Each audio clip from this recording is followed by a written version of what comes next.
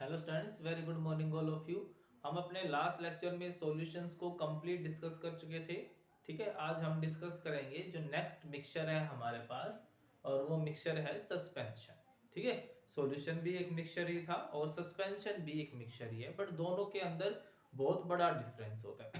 तो सस्पेंशन आपने देखा भी होगा। जो सस्पेंशन मैं किसको बोल सकता हूँ, जैसे मेरे पास कोई वाटर है, ठीक है, उस वाटर के अंदर मैंने सैंड डिजोल्व कर दी, चौक पाउडर डिजोल्व कर दिया, स्टोन्स डाल दिए मैंने उसके अंदर। ठीक है, तो हम उसको क्या बोल सकते हैं, वो एक सस्पेंशन होगा। जबकि जो सॉल्यूशन था वो क्या था, अगर मैं पानी के अंदर क्या डालता हूँ, शुगर डाल देता हूँ, साल्ट डाल देता हूँ, तो दोनों में क्या डिफरेंस दिख रहा है आपको, कि जो शुगर सॉल्यूशन है या जो साल्ट सॉल्यूशन है, वो तो क्या हो जाता है, कंप्लीटली मिक्स हो जाता है। जबकि जो हमारे पास चाक पाउडर सॉल्यूशन है, या सॉल्यूशन वर्ड यूज नहीं करेंगे, मिक्सचर है, ठीक है, या सैंड मिक्सचर है, वो क्या रहेंगे, वो डिजोल्व नहीं होते हैं। तो और जो कंप्लीटली डिजोल्व हो ही ना, जो डिजोल्व ना हो, वो क्या कहलाएंगे, सस्पेंशन। मतलब जो सस्पेंशन होंगे वो क्या होंगे, हेटेरोजेनस मिक्सचर। तो suspension are heterogeneous mixture, are heterogeneous mixture। heterogeneous mixture होंगे in which solute particles do not dissolve but remain suspended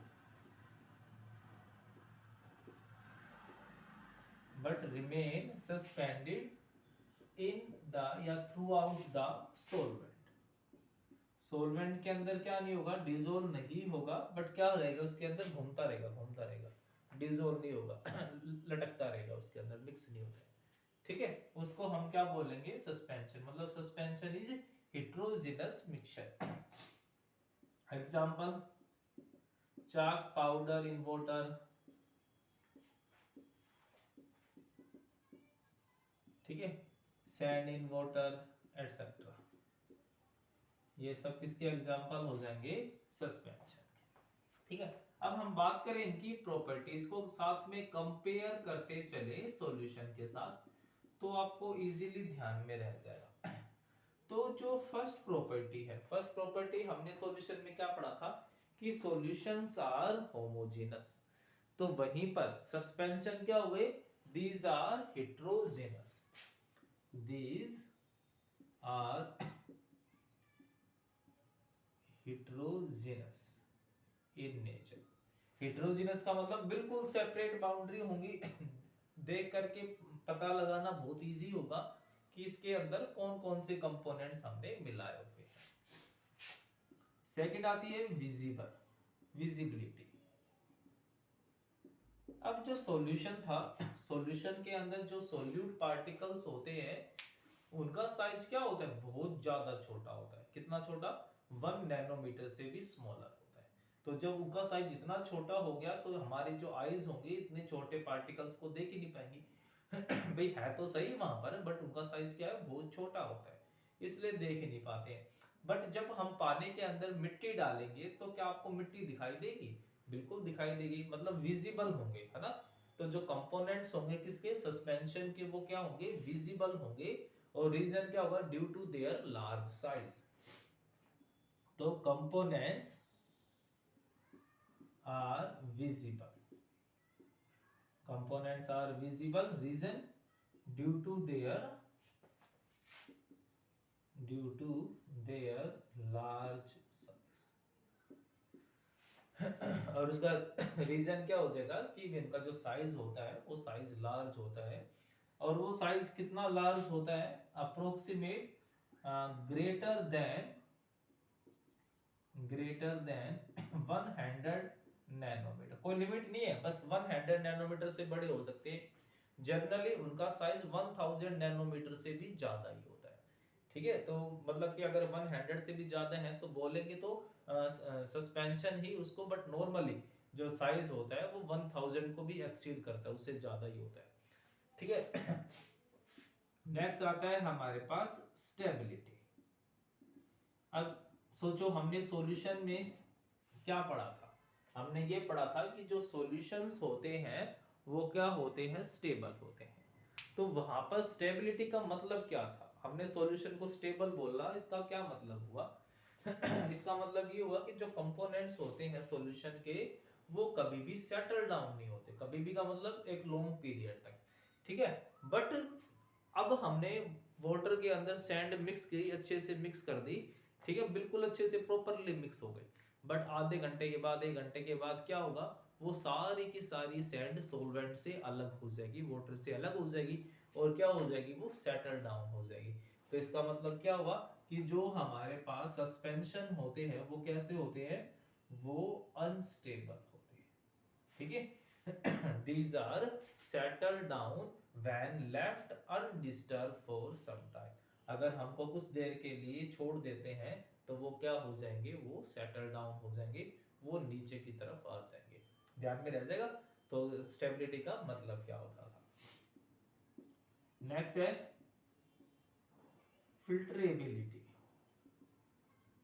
अब इस प्रॉपर्टी में हमने सॉल्यूशन के अंदर क्या पढ़ा था, हमने पढ़ा था कि जो ट्रू सॉल्यूशन होते हैं उनके कंपोनेंट्स को आप फिल्ट्रेशन से सेपरेट नहीं कर सकते हो ना फिल्ट्रेशन से सेपरेट नहीं कर सकते हैं इसका मतलब, और वो क्यों था, क्योंकि हमारे पास जो ट्रू सॉल्यूशन थे उनके पार्टिकल का साइज इतना छोटा था कि वो फिल्टर पेपर के होल्स में से भी पास आउट हो जाते। सॉल्वेंट का तो साइज बहुत छोटा होगा ही, वो तो पास होगा ही होगा। इवन जो सोल्यूट है वो भी क्या होते हैं, इजीली पास आउट हो जाते हैं। बट यहाँ पर क्या होगा, जो सोल्यूट है उनका साइज क्या है जो उनका साइज है वो 100 या 1000 नैनोमीटर से बड़ा हो गया, और ये जो साइज होता है ये size pores of filter paper से भी बड़ा होगा। तो क्या होगा, these can easily separated by filter paper, these can easily separated by filter paper। हम इनको फिल्टर पेपर की हेल्प से बहुत आराम से सेपरेट कर सकते हैं। क्यों, क्योंकि जो इनका साइज होगा वो साइज ग्रेटर होगा than the pores of filter paper. जो फिल्टर पेपर के अंदर जो छेद होते हैं उनके छेद से भी इनका जो साइज होगा वो बहुत बड़ा होगा, इसलिए जो हमारे पास सस्पेंशन होंगे वो इजीली सेपरेट किए जा सकते हैं बाय फिल्ट्रेशन प्रोसेस। नेक्स्ट हमने क्या पढ़ा था, टिंडल इफेक्ट।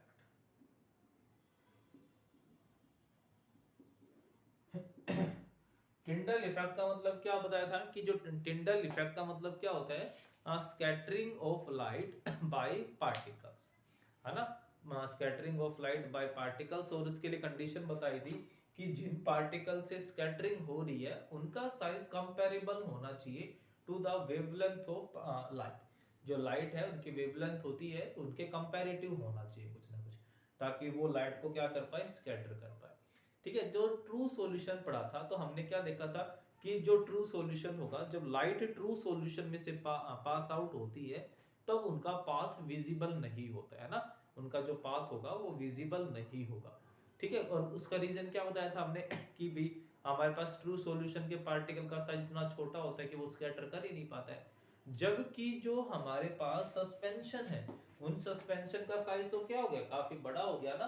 तो ये पार्टिकल्स क्या कर सकते हैं, जनरली ये पार्टिकल्स उन पार्टिकल्स को क्या कर देंगे, स्कैटर करेंगे, और स्कैटर की वजह से हमें क्या होगा, पाथ ऑफ लाइट विजिबल होगा।